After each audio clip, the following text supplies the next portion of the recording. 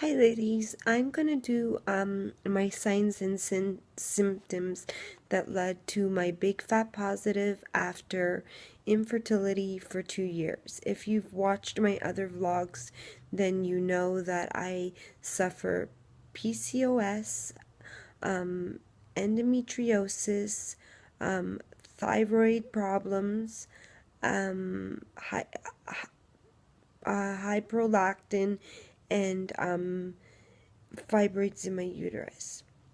And so let's get started.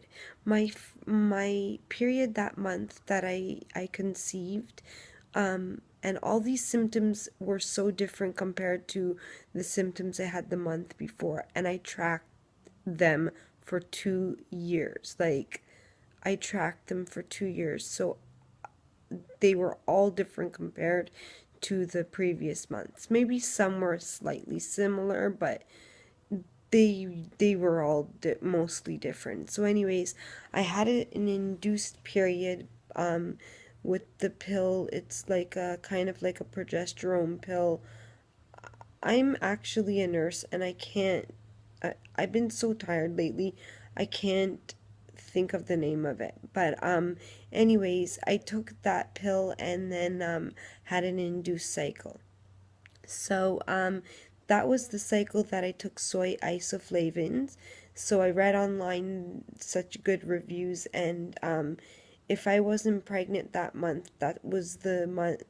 The next month, my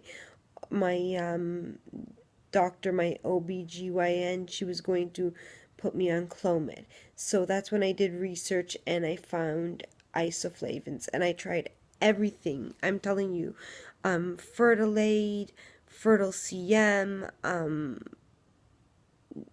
every supplement I tried. And so anyways, I ordered these off of Amazon, and I took their basically they're a natural Clomid. They're used for women with menopause, but supposedly they are like basically a natural Clomid. So I took 100 milligrams from cycle day 2, 3, 4, 5, 6, and I didn't have no negative symptoms from them, only positive. And okay, so my cycle lasted for 7 days. So on the seventh day, my period was light, and then on the eighth, cycle day 8, I had nothing. 9, 10, 11, 12, 13, 14, 15, and then cycle day 16. So cycle day 16 is when I started to notice that I was really wet. And then I checked my cervix and I noticed that I was producing EWCM, and quite a bit of it. And my cervix seemed like it was starting to open, but whatnot. Previous month, the whole 2 years that trying to conceive, I was dry as a bone, never produced any sort of EWCM or cervical mucus at all. Only thing that I could use to help me to be able to have comfortable intercourse was pre-seed, and I never produced any cervical mucus. So cycle day 16, I checked and my cervix was opening, and I was starting to produce EWCM, and I started wanting to jump up and down for joy, like, hey, oh my god, how is this happening? Like, did the soy isoflavins cause this? So anyway, then cycle day 17,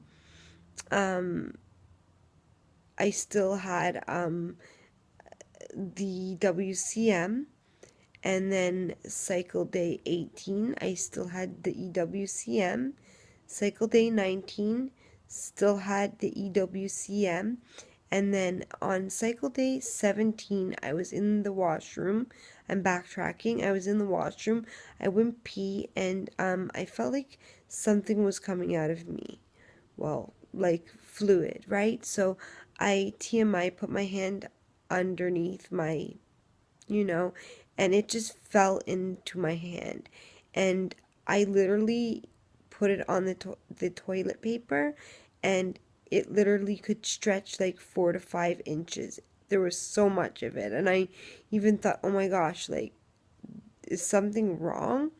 So then by cycle day 19, I that's when I took my 2 OPKs, and I'll let you know that for the whole 2 years that I was taking OPKs, I would usually always have positive OPKs, I guess because my PCOS, for 5, 6, 7, 8, 9, 10 days straight. Not all of them would be positive, but I'd have quite a few days of positives, maybe 5 days, and they always were dark.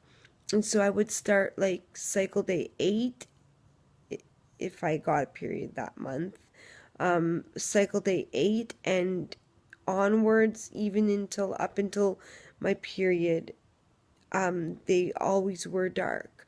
I never had a gradual progression. Well, cycle day 19, I took a Wanfo and a Bambi, and the days prior they were very light, and then the day before I got my positive, it was looking like it was starting to become positive, my OPKs. So on cycle day 19, like I said, I took a Bambi and a Wamfo together, and they both, the test line was darker than the control line. And I was like, oh my gosh, this has never happened. So then, cycle day 20th, I checked my cervix and I noticed that my EWCM was 3/4 gone. I still had it, but I knew it was gone, and my cervix was starting to close up. But I knew that that was my ovulation day, and so, anyways, then on cycle day 22, I had 21 at a temp spike, and then cycle day 22, um, my temps spiked higher. So then I'll start with my symptoms days past ovulation. So 1 day past ovulation, nothing. I was just dry, maybe a little bit of sticky CM. Cycle day 2, nothing. 3, nothing. 4, I kind of started to notice that I was getting creamy CM. And then cycle day 5, I noticed that the sides of my breasts were hurting me.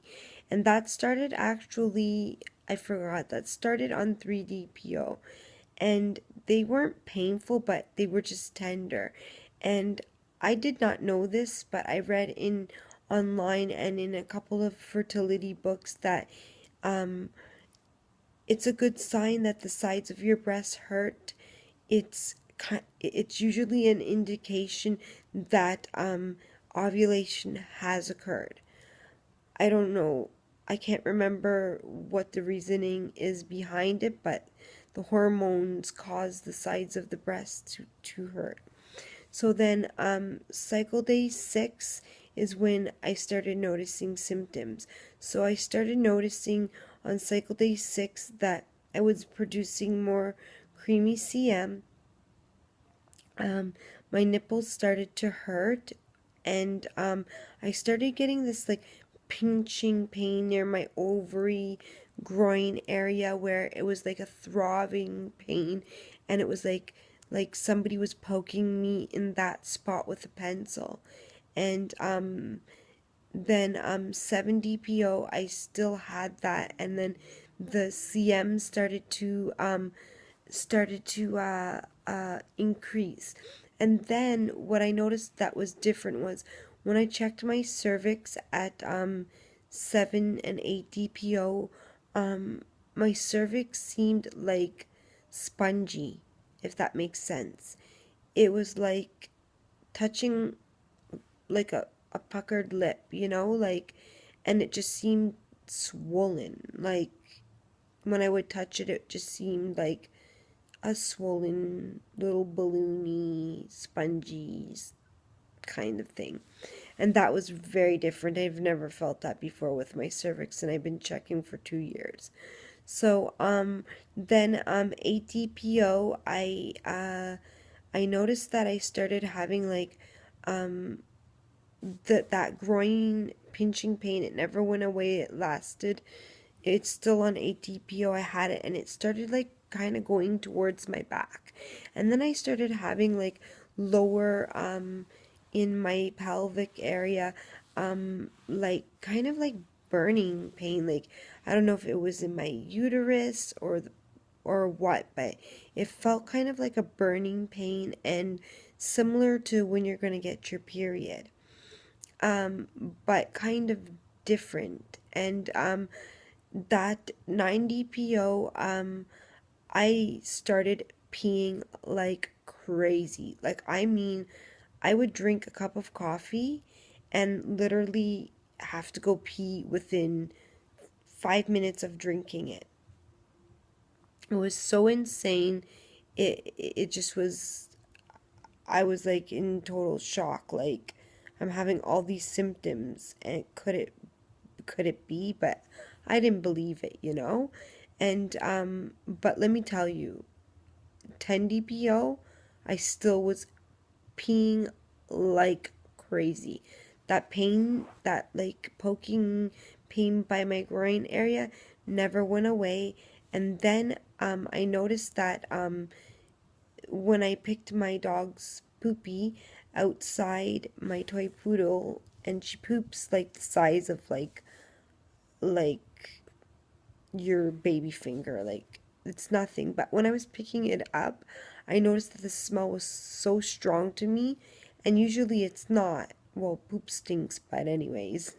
But I was gagging picking this up, and my sense of smell was so strong that like it was unbelievable. And then I started having like this like metallic taste in the back of my my mouth. Brushing my teeth wouldn't get rid of it. Nothing. And I noticed that I was so exhausted. So let's say from 8 DPO, 9, 10 DPO, I was peeing like crazy. I was getting the pinching pain, low back pain, um, tons of increasing CM, and my sense of smell. And I was just so exhausted. Like, we're talking by 5 o'clock, I wanted to go to sleep. Like, I actually was watching a movie with my husband or a TV show, and I just like literally was half an hour into it, and I passed out. And I'm lying there passed out on the couch, and my husband wakes me up and says, "What's wrong? You never pass out through anything. I'm the type that stays up until like 2 o'clock in the morning and then goes to work, gets up at like 5, 6, and gets ready for work." So I was extremely tired, and then I checked my cervix at um at 10 DPO, and the same thing, spongy and all that stuff. And then, but what I noticed that was different, and I did not have a yeast infection, no infection at all. Um, I had really like TMI, but I wish I could show you so you could know what I'm talking about. It would look like um creamy CM, but like with like a lot of stringy EWCM in it, and like kind of like clumpy little pieces in it. It was weird, but it was so much of it. And then 11 DPO is when I took my test and got my big fat positive. So those were my signs and symptoms leading up to my big fat positive after 2 years trying to conceive. Hope you enjoyed the vlog. Thanks. Bye.